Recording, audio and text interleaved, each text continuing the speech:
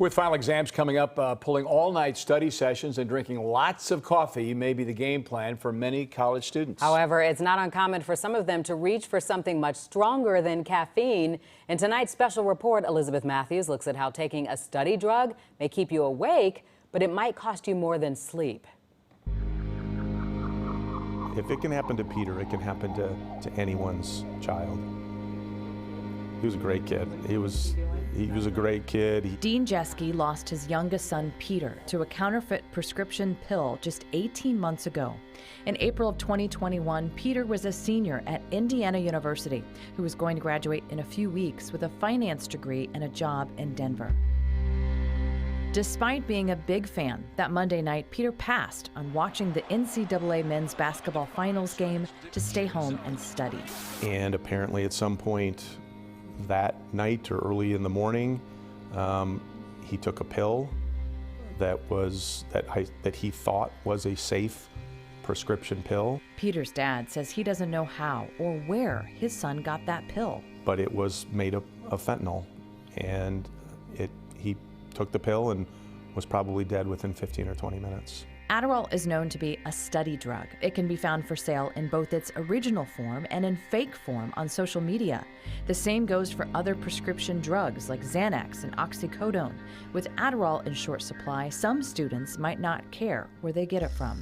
What we tell everyone is that the only pill or medication that's safe to take is one that's been prescribed by your doctor and dispensed at a registered pharmacy. Luis Agostini is a public affairs specialist for the DEA's Chicago division. Anything else nowadays, you have to assume that it has fentanyl in it and it can kill you. Part of his job is going to Northeastern Illinois University and other local colleges to talk to students about how one pill can kill. Once they hear the number about over 107,000 Americans died as a result of drug overdose, and 2/3 of those deaths are as a result of synthetic opioids like fentanyl, that's a big wake-up call for these students. The problem is some students don't get that wake-up call in time. Literally seeing students that they never done it before in their life, and now they're doing it just because they're so freaked out in general. Jacob Hernandez is a sophomore at NEIU.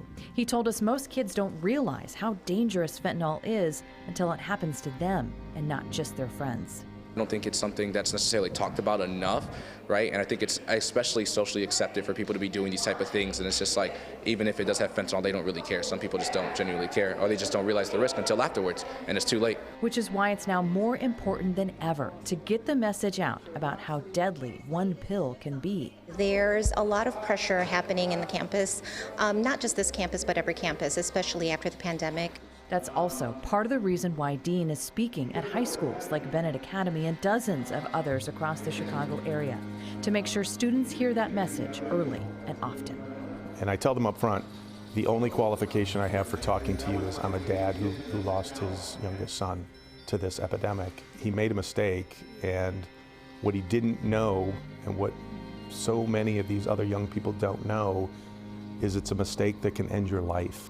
The DEA is asking for everyone, parents, coaches, teachers, caregivers, and so on, to talk to your kids about counterfeit pills and just how dangerous fentanyl is. For more information on how to start that conversation, go to dea.gov/onepill. Elizabeth Matthews, Fox 32, Chicago.